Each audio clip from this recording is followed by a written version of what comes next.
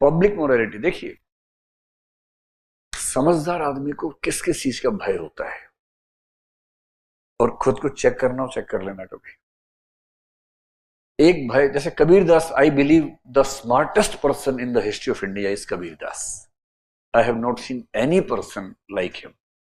देखा तो मैंने उनको भी नहीं है वैसे, लेकिन जितना मैंने पढ़ा उनके बारे में, है ना, कहीं आप सोचिए कि 600 साल का हूं मैं, तो वो लेकिन जब रहे होंगे, मेरा ख्याल है कि उतना स्मार्ट आदमी हुआ नहीं इतिहास में कोई।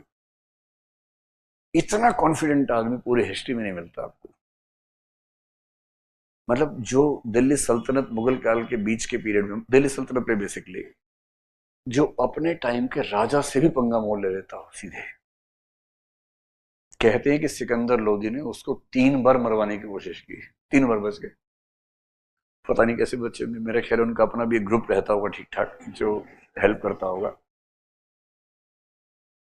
He fought with everyone. कोई मौलवी आ जाए, पंडा आ जाए, सबकी ऐसी तैसी करती उसने अकेले, वो भी मिडिल एजेस में। यहां तो आज हिम्मत नहीं पड़ी लोगों की। 21st सेंचुरी में चू करने में घबराहट होती है। 14th सेंचुरी में उससे सड़क के बीच खड़े होकर आग लगा दी, और लोगों ने कहा हम आपके फैन हैं, हम आपके जैसा होना चाहते हैं। बोले आओ तुम्हारे घर जलाते हैं पहले, आ जाओ। जो घर फूके अपना चले हमारे साथ। अपना घर फूकने को तैयार हो तो मेरे साथ चलना, वरना मौसी के घर रहो शांति से। ये रास्ता बड़ा खतरनाक है, मजाक का रास्ता नहीं है। और जब आप इतने करेजियस लोगों को देखेंगे तो आप पाएंगे कि इंटेलेक्चुअल्स के सामने प्रॉब्लम क्या होती है। एक समय तक पैसा, कि ये बोलने से पैसा मिलेगा, वो बोलने से पैसा कम मिलेगा, तो पैसे का लालच कंट्रोल नहीं होता, तो वो बोलते हैं जिससे पैसा बढ़ेगा।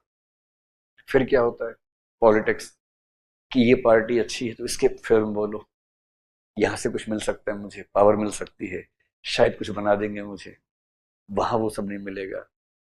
तो कभी पैसा कभी पावर किसी को अपनी ओर खींचती है। कुछ इंटेलेक्चुअल्स, कुछ आर्टिस्ट इन दोनों से बच जाते हैं, उनको ना पैसे से मतलब ना पावर से मतलब, भाड़ में जाए पैसा पावर।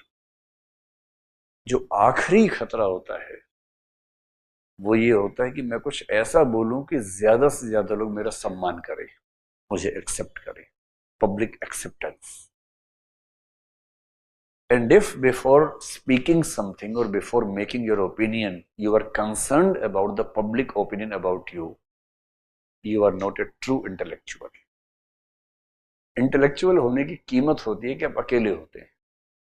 कई बार पूरी सोसाइटी आपके खिलाफ खड़ी हो जाती है, but since they are not able to understand and you are the one who understands the things in totality, you should have the courage to speak what no one else will support. But you believe you are true, you are right, and you should be having the courage to speak that. और supreme Court ने कहा, हम जानते हैं कि इस मामले में पूरी पब्लिक मोरालिटी एक तरफ खड़ी हुई है।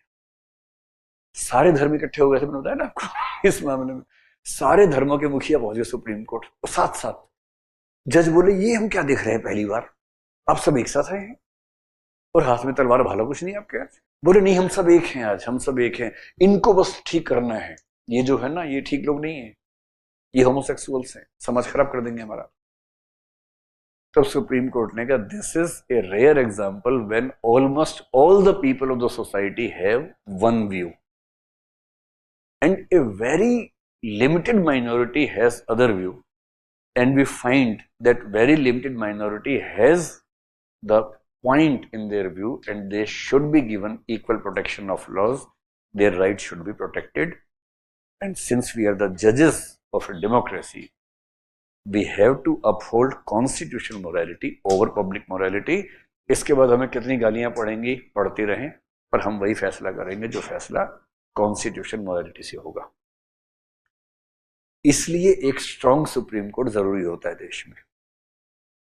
स्ट्रांग सुप्रीम कोर्ट ना हो तो मेजोरिटेरियनिज्म कहां से कहां पहुंचा देगा चीजों का आपको अंदाजा नहीं है, ऐसी की तैसी हो जाएगी। डेमोक्रेसी का आखिरी खतरा होता है dictatorship of the majority.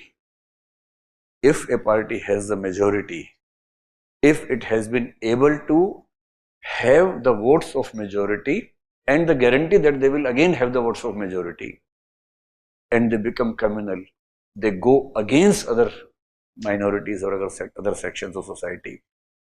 If we don't have a strong Supreme Court, no one can stop from the country going into dictatorship of the majority. And majoritarianism is not democracy. Democracy means every individual has the dignity to live, be it minority, be it majority. और इसलिए कहते हैं कि अब नेता किसी party के होंगे, पर मुख्यमंत्री या प्रधानमंत्री देश के हैं या राज्य के हैं, किसी समुदाय के नहीं है, किसी कम्युनिटी के नहीं है।